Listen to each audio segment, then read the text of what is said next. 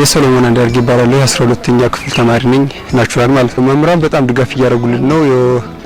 ከሁለተኛው ሰነ ትምህርት ጀምሮ ከ9 ጀምሮ እየከለሱልን ያለ ያው አሁን ደግሞ ፈተናው ሲደርስ ጀምሮ ደግሞ ያው አሁን ቢቋረጥ ሲደርስ እሽቶች እየሰሩልን ነው ሞዴሎች።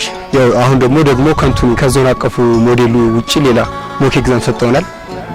አሁን እየተፈተንን ያለ ነው። ያው በስነ ልቦና ደረጃ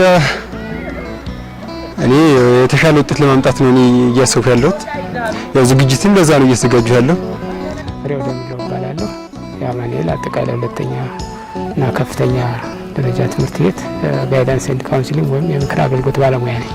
ያው እኛ ሁልጊዜ እንደምናደርገው እኔ በዚህ ትምህርት ቤት ብዙ አመት ቆይቻለሁ። ተማሪዎችን በደንብ አውቃቸዋለሁ በብዛት።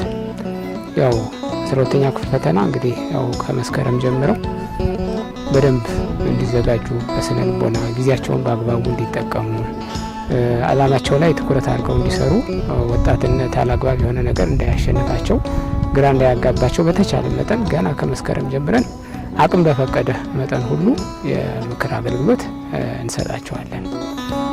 ተዘጋጅተው ምንም ያለ ፍርሃት ያለ ጭንቀት ያለ መረበሽ አቅማቸውን ተጠቅመው በደንብ አጥንተው በደንብ ጊዜያቸውን በአግባቡ ተጠቅመው በሀገሪቱ በሚሰጠው የከፍተኛ ሁለተኛ ደረጃ የዩኒቨርሲቲ መግቢያ ፈተና ላይ ውጤታማ ሆነው እንዲያልፉ በተቻለ መጠን እኛ የበኩላችንን ጥረት ስናደርግ ነው የቆየነው። አሁንም እያደረግን ነው። በመጀመሪያ በጣም አመሰግናለሁ። ስሜ ሙልጌታ ጎጃም ተገኘ ይባላል። በማቻክል ወረዳ ትምህርት ጽሕፈት ቤት የአማኑኤል አጠቃላይ ሁለተኛ ደረጃ ትምህርት ቤት ርዕሰ መምህር። እንደሚታወቀው ተቋሙ በነበረው ነባራዊ ሁኔታ ምክንያት በ2016 ዓ.ም ትምህርት ሲሰጥ አልነበረ።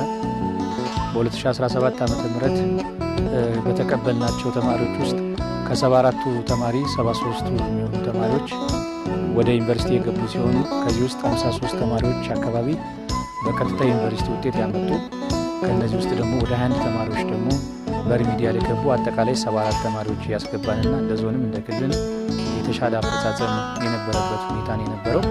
ከዚህ አኳያ ተነስተን በ2018 ዓ.ም ወደ ማብቃት ስራችን ከመግባታችን በፊት በ12ኛ ክፍል የማብቃት ስራችን የነበሩ ጥረቶችና ድክመቶችን በመገምገም በምን መልኩ ነው ድጋፍና ክትትል ማድረግ አለብን በሚል ከአጠቃላይ መምህራን ጋር በመነጋገር ወደ ተግባር የገባንበት ሁኔታ ነው ያለው።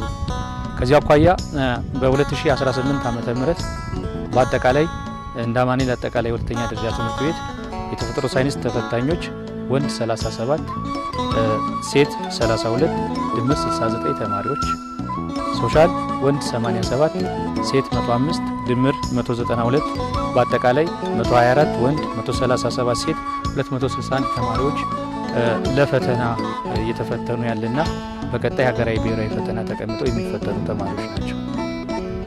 ከዚህ አኳያ ትምህርቱ ያው እንደሚታወቀው የቱቶሪያል ድጋፉ እንደ ተቋም ከህዳር 3 ጀምረን እስከ ግንቦት 5 2018 ዓ.ም ለ18 ሳምንታት ያህል ትምህርቱን ስንሰጥ የነበረበት ሁኔታ ነው ያለው። ከዚህ አኳያ የድጋፍ ክትትላችን ስርዓት የተጠናከረና የተደራጀ ነው መናገር ይቻላል።